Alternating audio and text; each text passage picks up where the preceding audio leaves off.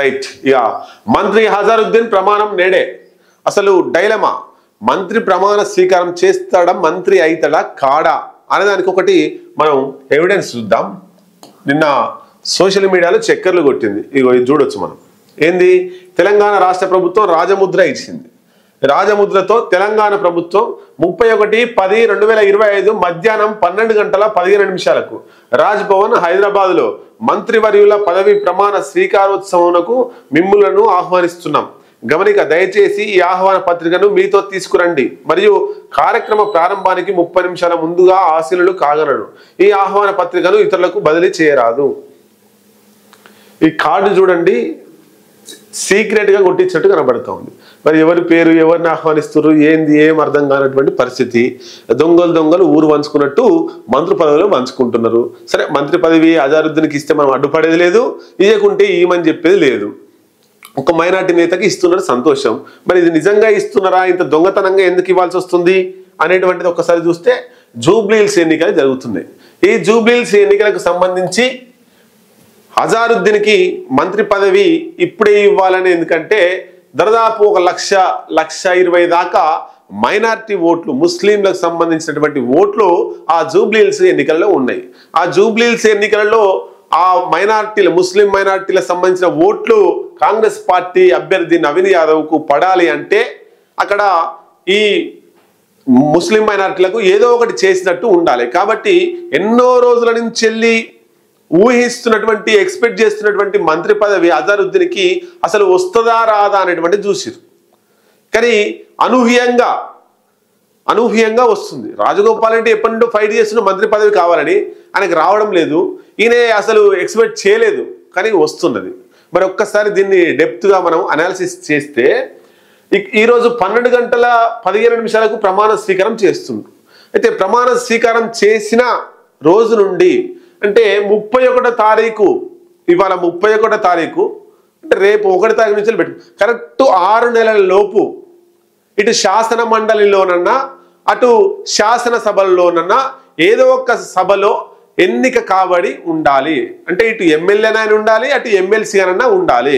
MLA కావడానికి అవకాశాలు 100కు 100% అజారుద్దీన్కి లేవు ఇప్పుడు. ఎందుకంటే ఇక్కడ ఉప ఎన్నిక లేదు, ఇక్కడ పోటీ చేసేటట్టు కూడా లేదు. ఇక మిగిలింది ఎమ్మెల్సీగా. మరి ఎమ్మెల్సీగా ఎక్కడ ఎన్నుకోబడతాడు అన్నప్పుడు రాష్ట్రపతి దగ్గర ఆమోదానికి ఉంది, గవర్నర్ కోటాలో. మరి గవర్నర్ కోటాలో ఉంది, దాన్ని ఇంకా ఆమోదించలేదు, వ్యతిరేకించలేదు. సో ఇప్పుడు మంత్రి పదవి ఇవ్వడానికి కాంగ్రెస్ పార్టీ ప్రయత్నం చేస్తూ ఈరోజు ప్రమాణ స్వీకారం చేపిస్తుంది. మరి 6 నెలల లోపు ఈయన రాష్ట్రంలో గవర్నర్ ముందు ఉన్నటువంటి గవర్నర్ కోటాలో ఎమ్మెల్సీగా ఎన్నిక కాబడాలి అజారుద్దీన్. ఎన్నిక కాబడకపోతే ఈయన మంత్రి పదవి పోతుంది. ఇదొకటి లాజిక్. మరి గవర్నర్ ఆమోదించడా అంటే ఆమోదించకపోతే దానికి ప్రత్యామ్నాయం మళ్ళీ రేవంత్ రెడ్డి మళ్ళీ వేరే చేస్తాడు. అంటే రేవంత్ రెడ్డికి మనసులో ఖచ్చితంగా హజారుద్దీన్కి మంత్రి పదవి ఇవ్వాలి అనుకున్నప్పుడు ఆ గవర్నర్ ఆమోద ముద్ర వేయకున్నా కూడా ఇంకా స్థానిక సంస్థల్లోనో ఎమ్మెల్యే కోటా కిందనో ఇంకెక్కడనో ఓ దగ్గర ఎవరినో రాజీనామా చేయించి ఈయనను మంత్రిగా చేస్తాడు. ఈయనను ఈ ఎన్నికల వరకే వాడుకోవాలని చెప్పేసి అనుకుంటే గవర్నర్ ఆమోదించకుండా చేస్తాడు. ఇటు ఈయన కూడా ఎమ్మెల్సీ పదవి ఇవ్వడు. 6 నెలల తర్వాత హజారుద్దీన్ పని ఉష్కాకి అవుతుంది.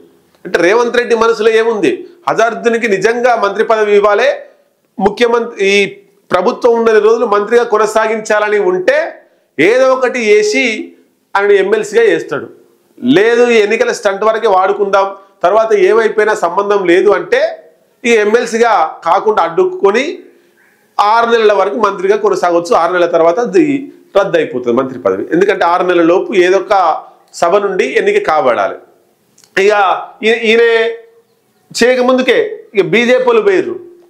బీజేపీ ఎమ్మెల్యే పాయల్ శంకర్ పోయి ఎలక్షన్లకు ఒక వినతి పత్రం ఇచ్చాడు. ఏమని, ఈ హజారుద్దీన్కి సంబంధించి మంత్రి పదవి ప్రమాణ స్వీకారానికి ప్రయత్నాలు జరుగుతున్నాయి, ఇది ఎన్నికల నిబంధనలని ఉల్లంఘించడమే.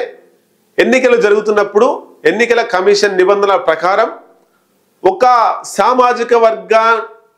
సామాజిక వర్గానికి ఉపయోగం చేసేటువంటి ఏ అంశం కూడా చేయరాదు. చేస్తే అది ఎన్నికల కోడ్ ఉల్లంఘించినట్టే.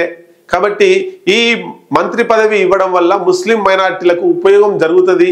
దాని ద్వారా ఆ సామాజిక వర్గం నుండి ఓట్లు కాంగ్రెస్ పార్టీకి పోతాయని చెప్పేసి బీజేపీ ఎమ్మెల్యే పోయి పాయల్ శంకర్ పోయి ఆయన నిన్న చేసిండు.